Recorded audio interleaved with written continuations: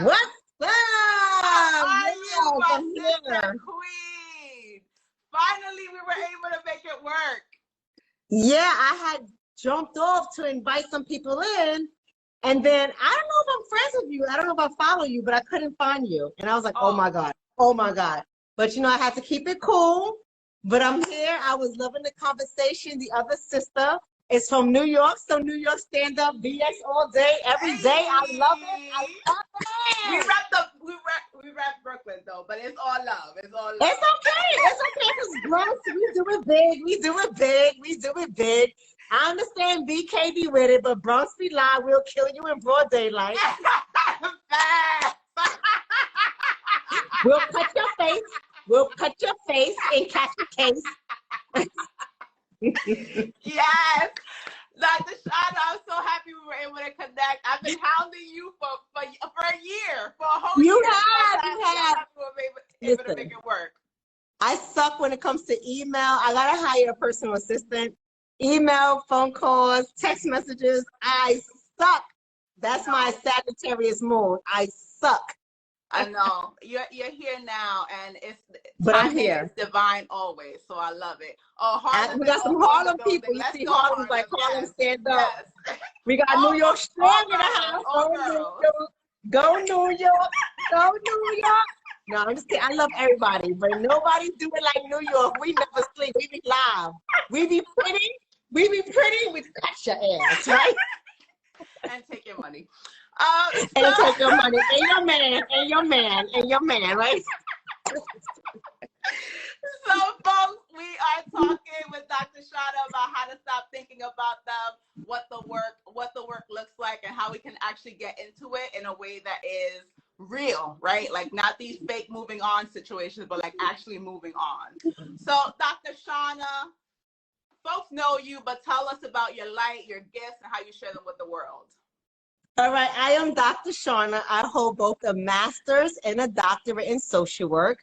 My doctorate is centered in clinical social work. I'm a specialist when it comes to relationship, an expert when it comes to relationship. All my studies have been in relationships. I love everything relationships. With that being said, I have a private practice in which I do nothing but counseling services centered around relationships. Everything that's all about relationships. My life wakes up and goes to sleep when it comes to relationships. I am also a coach, and I provide coaching services for people who want to improve their relationships. Now, when I say relationships, I'm not just talking about intimate romantic relationships, but everything relationships, your co-workers, your friends, your family, your frenemies, right? Your parents. Everything relationships is what I specialize in. I am also a online personality. I do a lot of activism when it comes to activating the minds of Black women and Black men to help them to think critically, right? So they won't be susceptible to propaganda. I'm known for doing that as well. But most importantly, I think my #1 skill set is I'm transparent. And yes, transparency is a skill, and that's why so many people fail at it. But I'm very transparent. My story is my story. My story is what shapes me, is why I'm here today, why I'm able to do what I do successfully today. And I'm not afraid to share my story. A lot of people try to hide it because they think that it brandish or it blemishes their track record or who they are as a person, but it doesn't. I'm not embarrassed of anything in my story. That's why I'm so dope. I'm just saying. I love it. I love it. Dr. Shonna, thank you. I already, we haven't talked and I'm full already. So thank you for shining your light authentically in the world. Thank you for having me on. So from your experience, we're talking tonight about how to stop thinking about them when we're stuck in a previous relationship or on a person. So from your experience, your practice, your work, what keeps us stuck in these previous situations? Oh my God, there's so many things that keep us stuck. And it's so funny because I see an ex that just came on. Hi, ex. You make me better. I think about him from time to time. I think about him from time to time. So I can't say there's one subscription to what keeps us stuck, right? There are another of things. Some people would say what keeps us stuck is because they were afraid of being alone. And that is accurate, right? Some people would say it's familiarity in a relationship that would keep you stuck. Some people say they get too comfortable. That would keep them stuck. Some people would say the trauma of someone's childhood or past relationship would keep them stuck. That is all true. But I also want to give you guys a different perspective. Not only is it personal in my life, but it's also applicable to the lives of many other people, because I'm not unique, if you really want to think about it. I mean, I'm unique, but I'm not unique, right? So I think a lot of times what keeps us stuck is we hold on to the positive, memorable, loving relationships that we build with other people, right? And so we don't really see that person's bad side, or it's harder for us to recognize their bad side. It's harder for us to be able to keep that bad side, the dark images of people, in the forefront of our thinking. But we want to hold on to how that person makes us feel. Yeah. And that's why I say to people all the time, when you are entering into a relationship, it is important for you to focus on how that person makes you feel and how you make that person feel, because that's where your connection and your bonding is. So when you ask me the question, what keeps us stuck? A lot of times it is the connection and the bonding that we have with people that actually keeps us stuck. And I'm one of those people as well, right? But I know the recipe.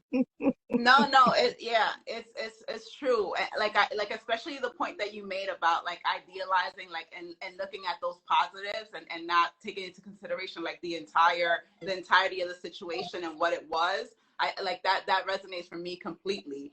And like also like not taking into account the fact that there are different dimensions of like chemistry and compatibility. So, and that's something that actually kept me stuck in my marriage. Like I was struggling to land on getting a divorce, even though it was necessary, but because we were compatible, like in several dimensions, like friendship and like as lovers, but like I wasn't paying attention to the area of compatibility around like relationship to selves, like the relationship that we had to ourselves, like as two different individuals. So it's true, like looking at just the positives and idealizing that partner and what that situation was.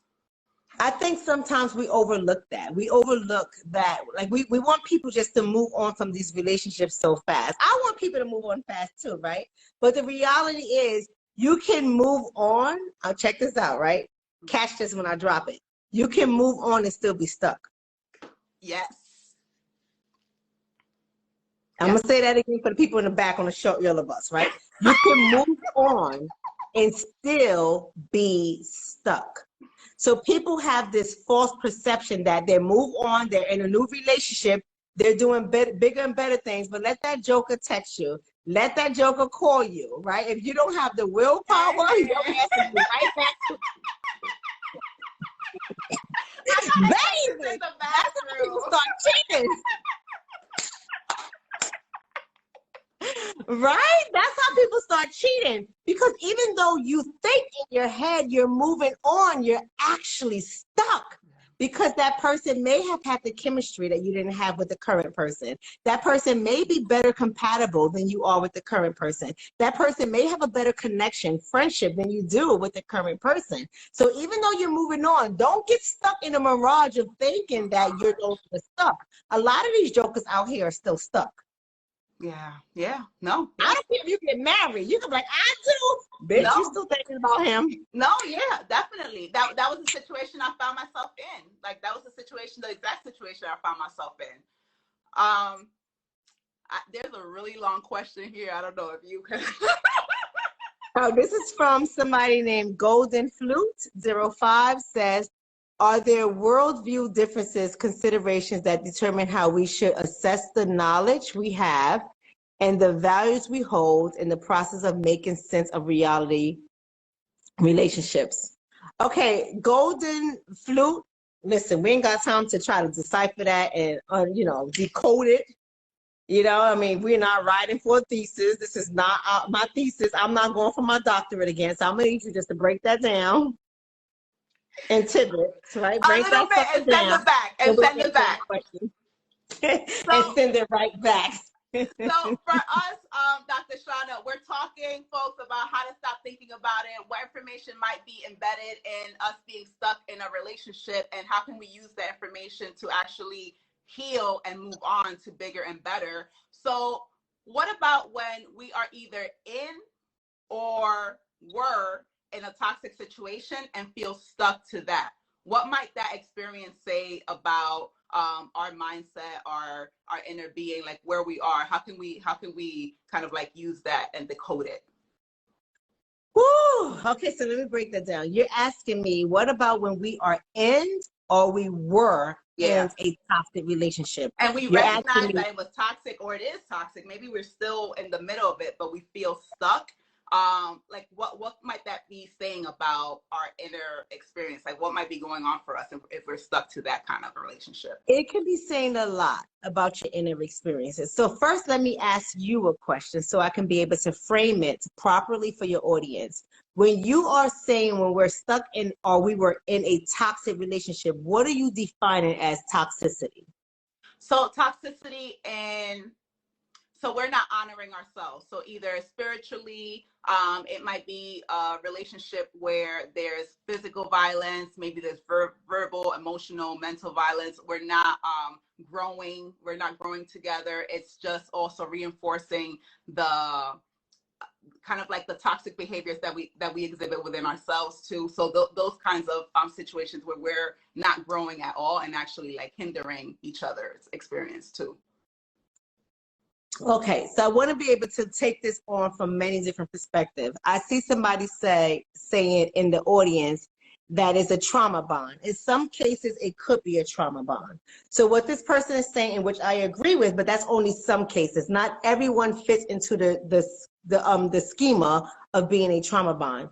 So when you have a trauma bond situation is where you're stuck with this person because you feel that this person, this is just one of the ways that we identify with trauma bonds.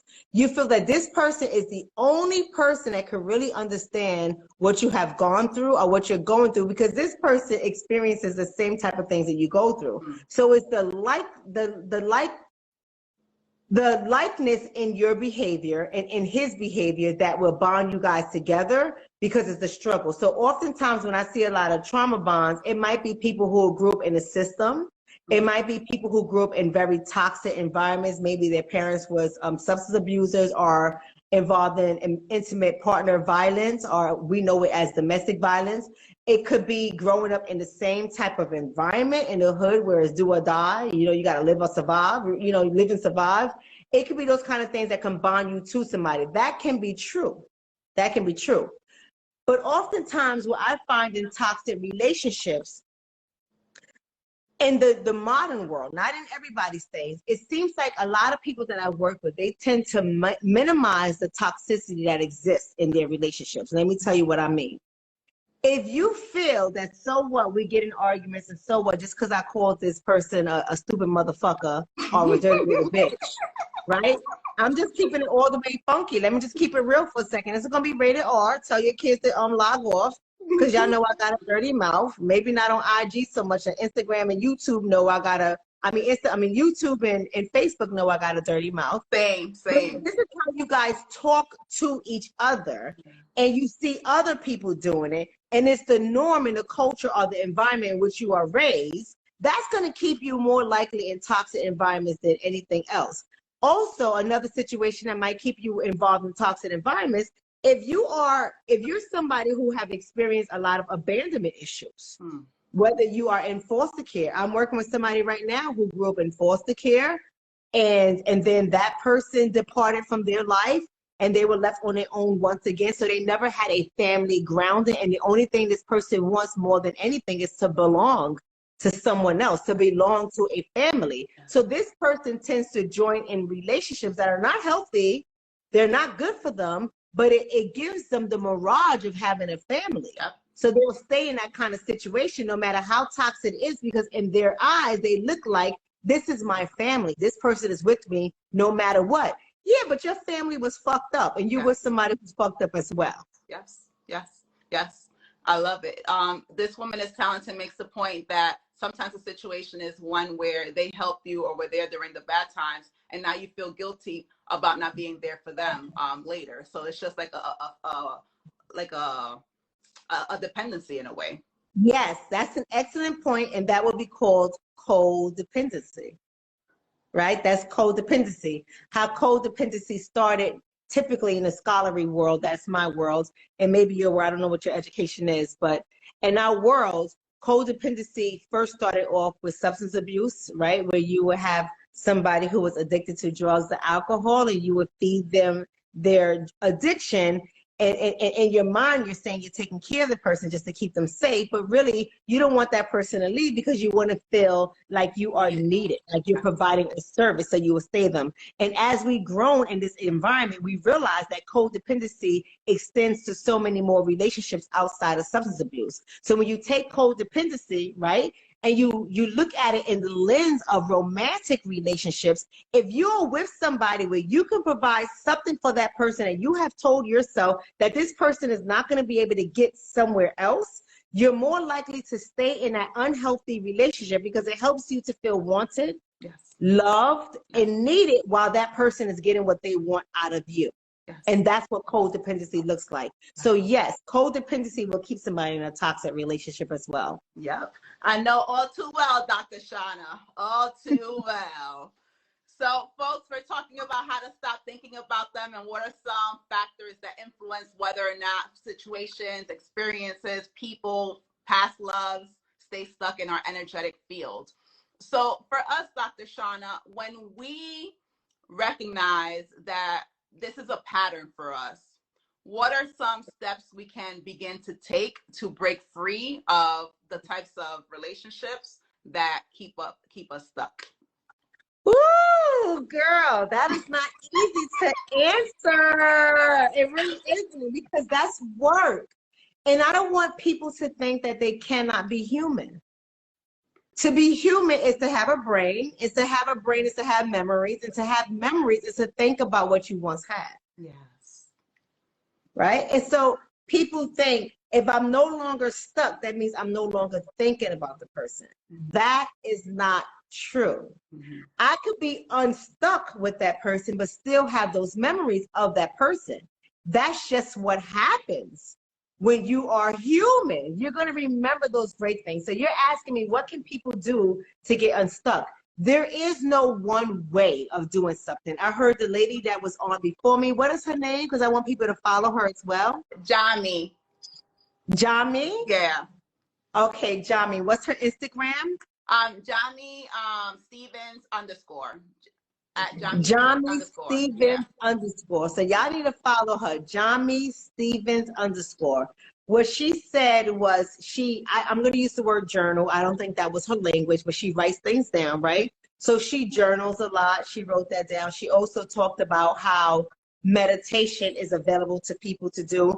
Those things are good too, right? But some people have such high emotional states that interrupt the ability for them to sit down to journal, and it interrupts the ability for them to sit down to meditate. What I'm saying is be aware of your emotions. Yes. Be aware of your emotions. Go through them. Just because you're going through those emotions doesn't mean you have to pick up your cell phone and text the person or call the person. Go through that emotion. Get comfortable with feeling all those emotions and having conversations with yourself, no matter where you are at. Yes. Right? So you can sit down there. Let me tell you something. I don't know if my ex is still on, but I saw my ex joined on. But you know what? I'm going to be honest. I'm going to be. You know they still are. They always join on. I'm like, yeah, all right? Leave me alone. But then again, I can see why. I can see why. I'm just trying to say I'm dope. But he was dope too. He was dope too, right? But the thing is, what I'm trying to say, the reason why I bring him up is because I sometimes think about him. You know what I'm saying? It's not like I just wake up and I don't have him on my mind. He was dope when it comes to our connection, when it comes to our chemistry. We weren't always compatible. He might disagree with that. But our answers was not always compatible. And that's why we ain't make it. But but what I'm saying to you is I allow myself to be human. Yes. Just because I'm thinking about him or I have thoughts about him from time to time doesn't mean that I'm stuck. I think that we both have these conversations every now and then. We'll have these conversations. He might communicate with me. He might ask a question that was floating around in his head that was pertinent to our relationship. And I'm going to answer it, because if I can help you to heal, I'm going to help you to heal it. Every now and then I will post something out there, because this is part of the healing process. We have been conditioned not to do this. We have been conditioned to say, if it's over, it's over, move on. But that's to tell somebody that you shouldn't love someone anymore. Love is infinite. It goes on and on and on. You don't stop loving somebody just because you're angry at them. Just because it doesn't work anymore doesn't mean that love dies. Love goes on. If you had genuine love for somebody, you're going to be there. It doesn't mean you're going to be stuck. When you are stuck is when you keep re-entering into the cycle with the person. Right? This is more than just, I'm thinking about you. This is more like, yo, can we meet up and go wow? And you're like, sure, okay. And the next thing you know, y'all knocking boots. And then you get caught back up in a cycle, and then you realize once again it's not going to work, and then you guys break up, and then some time goes on, and you get caught up in a cycle again, and that's when you're stuck. Yes, yes. So when you are in that kind of situation, I wanted to make sure I differentiate the two of them, because one is being human. One is having emotions and allowing your emotions to be there and not suppress your emotions. The other one is when you're stuck. So when you're in that cycle, when you are re-entering that relationship with the person, hoping for something different, then you're going away and you're coming back into it. When you are in that cycle, you have to step back. And that's when you have to begin your journal. One of the ways you can do it, and your journey in journaling. And start to ask yourself the question, why am I still thinking about this person? And how you feel today is just for today. Tomorrow it might be something else. And allow yourself to get there. But at the end of the day, when you are stuck in this cycle, you have to face reality. So many people do not want to face reality. The reality is this person is disrespectful. The reality is this person's sex game is whack. The reality is this person has no money. The reality is this person has a temperament that you are not accustomed to.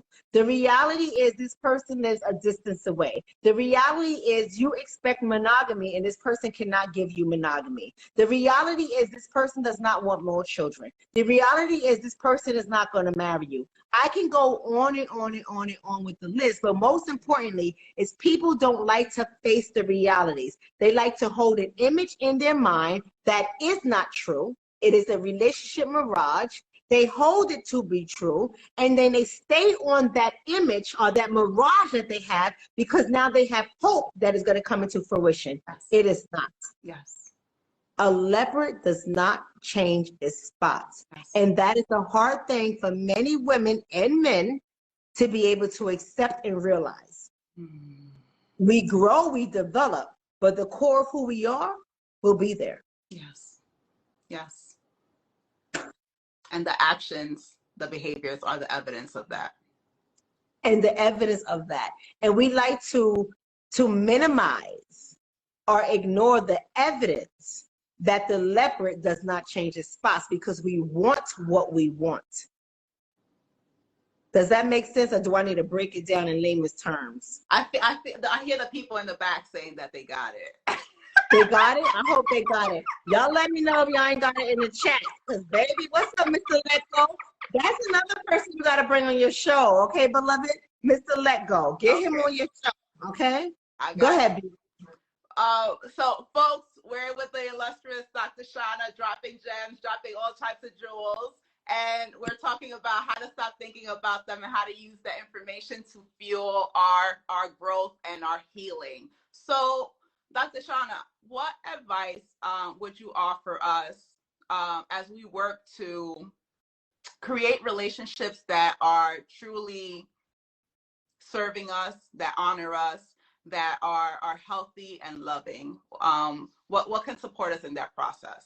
Ooh, baby. Listen, there's going to be a lot of male, particularly, I'm pretty sure there's some females that do the same thing, but there's going to be a lot of male coaches and therapists would say to get rid of the list. Ladies, I want to warn you against getting rid of the list. You have to have the right list. You never share your list with a fella. You never share.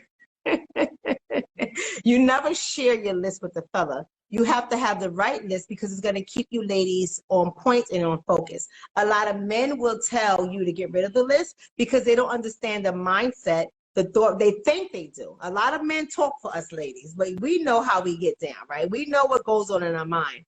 They don't understand the emotions, the mindset, and the behavior that comes along with why we need that list. Because if we meet somebody and they're hitting one strong part of what we need in a relationship, everything else goes wide open.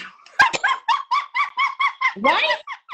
Everything goes out the window and we focus on that one thing. We be like, yes, he's so nice and respectful. But bitch, do he got money? The fuck are you talking about? I'm just kidding. You know, my mouth is dirty. I like dirty. Yeah. Is he taking care of his 5 kids? How many baby mamas do he have? Like, come on. So what I say is we need to get very clear. Somebody's asking what list. I'm going to be doing a training on my page about how to create that list, right? And that list is something you keep tucked away. And if I had my book in front of me, I would go down my list because I have my list too. I have 68 things on my list for a dude, 68, and I have 60 things on my list, right? And the reason why that list is there to keep us on track so that we won't lose focus is because that list helps me to remember the things that I absolutely need in order for me to show up as a better person in a relationship. Does that make sense? So when I go down that list, I have a passing score. I'm going to go over this in my training that I'm going to do with people. But I have a passing score of what somebody has to have in order for me to entertain them before I clip them. And I take 3 to 6 months before I clip a joker. I don't stay in any relationship beyond 3 to 6 months. That ain't going nowhere. They will get clipped. And most of them get clipped within the first week because they're jokers, right? So I know when somebody's a joker. That list helps you to stay focused. And so to answer your question, to like tune it, you want to have it there because we allow our emotions in a lot of cases to lead us in how we go about relationships, right? And that list is my focal point. And it will be your focal point when you have the correct list. Even though like I'm in a dating scene, I'm dating somebody right now. Listen, when I first met the person, within the first 4 weeks, they only had 64%. But the first 4 weeks is nothing. It's not enough for me to clip them. But 64% was low, baby. Yeah. It was low because my passing score is 80%. But here we are, we're going into month number 2 and the joker's at 80% right now. So now it's enough for me to entertain him. Yeah. Now it's enough for me to see what he's made of. It doesn't mean it's going to last, but it's enough for me to see what he's made of. And then there are some things that he doesn't have on that list, right? There's some things that he's never going to have on that list because through our conversation, our connection, for example, I realized that he ain't good with his hands. He's not handy. I need a joker that's handy. Because I'm all about properties. I want to get properties for you you can fix the properties, right? So I got to go with somebody who has utility for me. Does that make sense? Yeah. The joker's just not good. He's not good with his hands. But is that a non-negotiable for me? That's not a non-negotiable. Yeah. But it ain't never going to go on a list that's going to keep me focused and connected on you. And I know it sounds crazy, like how can you go through a list, but that helps me to stay focused because I have such a big heart, like a lot of ladies. We have such big hearts and we want to see the best in people. And so when we want to see the best in people, we date potential. And it's usually the potential that we see in that person, not necessarily the potential that they really do have. And when we start dating with that kind of mindset, we get ourselves in a lot of trouble because we start to put our vision, our needs, our wants, and our desires on the other person. Babe, why don't you do this? Babe, why don't you do that? And we don't realize how they're interpreting our behaviors as masculine, aggressive, controlling, even though for many of us, it is not our intentions to be aggressive, controlling or masculine, it comes off that way because we don't understand that a man got to figure out those problems. You just need to be his goddamn cheerleader. And I'm his cheerleader, baby. I'm a cheerleader all goddamn day, baby. But if you don't do it, you get a clip. I don't got 15 years to wait, baby. I'm in my mid-40s, baby. I'm in midlife. I ain't got all day to wait. If you don't do it, you get a clip. But I'm saying I'll be your cheerleader. Oh, that's so great, baby. Hey. Oh, yeah. But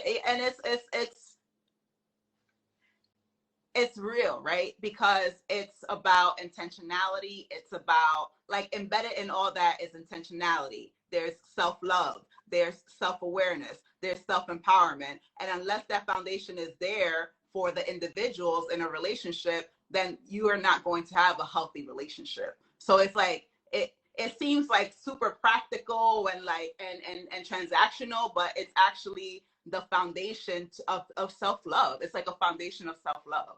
Well, let me say something about that, if I can, beloved. Because I hear the self-love paradigm as a language that is a buzzword right now in our society, and a lot of people saying self-love, self-love, self-love, and that's great. But let me tell you the magic of relationships. You can have self-love. There's a lot of women out there that do have self-love, but they have a soft spot when it comes to the part of their needs are not being met. You can have self-love, but if your relationship needs, that's the Maslow hierarchy of needs. If your basic needs is to be in connection with someone else, and your self-love is there, but your basic need of having a partnership is not met, that self-love goes out the window. It doesn't mean you stop loving yourself, but it means that you start making concessions and you start putting things aside in order to bring that person into your life because you see the good in that person. So I think we have to be really careful with how we say self-love. We say, well, if you love yourself, you won't be with somebody who treats you bad. That's not necessarily true. It's like we have these kind of languages that is dichotomous. It's either or. It's either you love yourself or you don't. It's never both ends. You can love yourself and make bad decisions. You can love yourself. I'm gonna give you something that's really raw. It's gonna be really raw. You can love yourself and still make a bad decision and end up pregnant.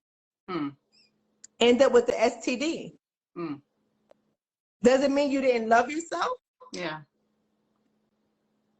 Yeah. Does it mean that? Mr. Let Go says self-love without context makes zero sense. And yeah, I agree. The context of seeking fulfillment through oneself. So like not going back to what you mentioned about the codependency, like seeking fulfillment through oneself, being able to come to the relationship as folks who are not seeking a codependent connection because they're able to seek that within themselves. So having that be the foundational experience before coming into something, then seeking to be fulfilled through your partner. Right. And I agree with that concept. But I think that nothing is black and white. We got to be very careful with that. Because I can come into a relationship with self-love, knowing who I am. But if my desire is to be married, if my desire is to have children, and that desire is strong, everything goes out the window. I'm not going to say everything goes out the window, but you start making concessions. Okay, granted, I wanted somebody who makes 6 figures. I mean, he only makes $40,000, but do I really need his money? But heifer, you live a 6-figure lifestyle. Like, what are you talking about? Yeah. And so, does it mean that you don't love yourself? It doesn't mean that you don't love yourself. It's like saying that I love myself and I also want to be married and I also want to have children. I also have these things that's going on within me too. And it doesn't, I mean, are you going to tell me to love yourself is to love yourself that much you should give up your idea or your ideology of marriage and a family? For many women who want that.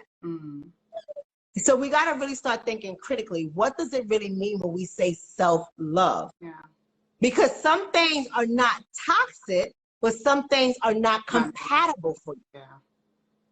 Does that make sense what I'm saying? Absolutely. You could be with somebody who isn't toxic, but they're not compatible. So we're going to say that person doesn't love themselves because they're with somebody who's with someone that's not necessarily on their level. Yeah. Yeah. The questions can get really deep. And I'm not saying there's one way of going about it. And that's why I think when we have these conversations, we cannot be having these conversations as though it's one way of going about it. Yeah. Because I counsel a lot of people that have great self-love. Great self-love. And sometimes their self-love is so deep, it's so vast that it stops them from getting into relationships as well. Because now they tend to think that nobody is good enough for them, and their asses are by themselves. Got it. Because I deserve better. That's why you by yourself, right? So I'm saying I can take it from so many different angles. We just got to, I'm not saying that self-love isn't important. You do got to love yourself. So when I think about self-love, and that's why I think it's important for us to define what we're talking about when we say self-love. But when I think about self-love, my self-love is knowing that, listen, I have my list, right? My list. I know a lot of guys don't like the list, but I have my list. And to love myself is to stay within that 80% passing score on that list. To love myself. Because if I accept somebody at 57% or 65%, I'm never going to get what I know I need in order for me. So check this out, y'all. You're not going to be ready for this. In order for me to stay monogamous. That's my dark side. Yes. In order for me to stay monogamous, there's certain criteria that has to be met, or you're no longer of interest to me. Yes. Boom. You're out the window. The bottom line. Let's just be honest. People don't want to be honest. They don't want to talk about that kind of shit. Yeah. Yeah. Yeah. Dr. Shonna, we have to connect again. This was we do. I'm sorry. I know I can get deep. I'm sorry. I'm sorry, y'all. No, it's good. It just means that there's like so much more to get into. But folks have been asking about Iris. I know you have an offer on the table for folks who have tapped in. So please tell us, how can we connect with you? What do you have on tap that we can use as we go on this journey of growth and creating the love that we want? Yes. So Iris is a women's group that I have, right? We have transparent, real conversation. My women know I share everything with them. And my somebody says, don't go. I'm telling you, I'm dropping those jewels. I'm going to talk about people's dark sides because people don't like to talk about their dark sides. That's why a lot of y'all got fucked up relationships because y'all be lying to yourselves. I'm going to talk about your dark sides. Boo-boo. Boo-boo. And y'all know my Iris group. Y'all know I got the receipts to prove it. Y'all know I got the receipts to prove it. Y'all like, oh, no, how can you ever? They love me. Yeah. No, yeah. Right? It serves us. It serves us. So let me tell you, my Iris Women is a group, it's a relationship training academy where you're going on, you're learning different aspects of relationship and dating, because I believe that relationship education is highly important. You got to understand it. I have a number of different classes. On Saturdays at 10 o'clock a.m. when I'm giving a particular course, I go live so people are able to engage me right up and they get the scoop right up as well. So with that being said, some of the scoop that they might get is how to actually have conversations with people, the people that you're interested in. How to actually flow with those conversations, how to cut somebody off. I'm going to show them that. I have classes that's centered around breakups. That's our next class we're going to be having in April. It's called Heartbreak, Disappointments, and Breakups. How to work through that. I have classes on a relationship tangle, understanding why men take 2 steps forward and 4 steps back. I have classes that's the dark side of the man. It's called Unmasking the Phantom. And I tell women all the time, you need 18 to 24 months for a joker to take his mask off. 18 to 24 months. Some of y'all be committed in 6 months. Y'all be committed in 6 months. Y'all don't know the joker. Yeah. Right? Don't be afraid that they're going to go somewhere. Y'all be like, well, what if he leave? No, he not. No, he not. The joker I'm talking to right now, I'll be like, nope, I ain't gonna be exclusive with you. Ain't gonna happen. I don't know you. Yeah. I don't know you. So he like, when I'm gonna lock you down? It ain't gonna be today. Yeah. And they don't go anywhere. And if they do, you wasn't for me. Bye-bye. It's just as simple. So I teach women about that kind of stuff, how to walk in your confidence, understanding what men are like, the psychology behind men, the psychology behind women, and how those two needs to marry each other. I teach them about that. I'm also online coach as well for people that want services. They can go ahead and book their one-on-one services with me. I do all types of coaching that is tailored to the individual. Some people work on their weight with me. Some people work on their outer appearance, their confidence with me. Some people, I have my favorite ones, not as my only one, but my favorite one is when they use my services, they buy a bulk of services and then they use it however they want to, right? So somebody is with me and she uses this for me to analyze text messages and communications, right? So she'll be on the phone with me while she's showing me certain things and screenshot, and I'll tell her exactly what to say and what to do and to get the results that she's looking for. Because a lot of women don't really know how to engage men in a way that keeps them chasing. You got to know how to engage him to keep him chasing. Right? And the only way I can show you how to do that is you got to let me tap into your conversation so I can show you where you're going wrong. Because some ladies are investigators, right? They start shooting off, boom, boom, boom, boom, boom. Ain't nobody want to hear them goddamn questions. Yeah. You're going to get all those questions answered over due time. Stop rushing it. Yes. It really does take me 12 whole months before I get somebody under my web. It really does take me 12 whole months before I get them under my web. And I'm cool with it. We could be friends for 12 months. However you want to do this, let's do this. I got nothing but time, baby. I got nothing but time. I'm not afraid. And if nothing else, I got a great friendship out of it. Yeah, yeah. Then I also teach women boundaries. I've been ghosted before too, but the difference between me and women is if a man ghosts you, he leaves the door open to come back, and women let him back in. You ghost me, you're dead. Yes. You're clipped. Yeah. You're clipped. Unless you come back correct, all the way correct. If you don't come back correct, you're clipped. There's no conversation between you and I. You're done. You're dead to me. Yeah. But a lot of women hold on to that vision of having a relationship. So they don't want to clip the joker. Behavior, yeah. Right? They accept the bad behavior. Bad behavior is bad behavior, and just like my child, I will punish you. Yeah. And so the benefits of working with a coach, I think that you've illustrated, so folks definitely tap into Dr. Shonda. Johnny also outlined. Shonna, two N's. Shonna. Yeah, Shonna. Thank you. Yes. Tap in, and yeah, I think I saw a post on your profile that tapping into a coach is like getting a preview of what your relationship is going to be like in like 60 seconds or something like that. So it really does save us from a lot of like heartbreak and confusion and like wasted time, and also supports us to learn about ourselves so that we can actually not just like get the relationship, but like create the healthy relationship that is right for you. So yeah, absolutely. We didn't have that conversation. It's too late now, but I wish we would have had that conversation of what it's like to create a healthy relationship. And I'm writing that down, and I'm going to email you, and you're going to come back, and you're going to talk about that. Yes. That's a whole nother conversation that can go on for a long time, because people don't have the stamina and they don't have the fortitude to create healthy relationships. And they think they are in healthy relationships until they get to me and they realize how unhealthy their relationship is. All right, I'm following up on that. Tap into Dr. Shonna, and I appreciate you. You are vibes, love, connection. You already know, no words. And thank you for the gift that you are on the planet. Thank you so much, beloved. I thank you so much for being on your show today. Thank you so much for being a yes. Folks, that was the Bad Happy Hour. Tap in next week. We'll be back for more. And thank you so much, everyone. Thank you. Mwah. See you later.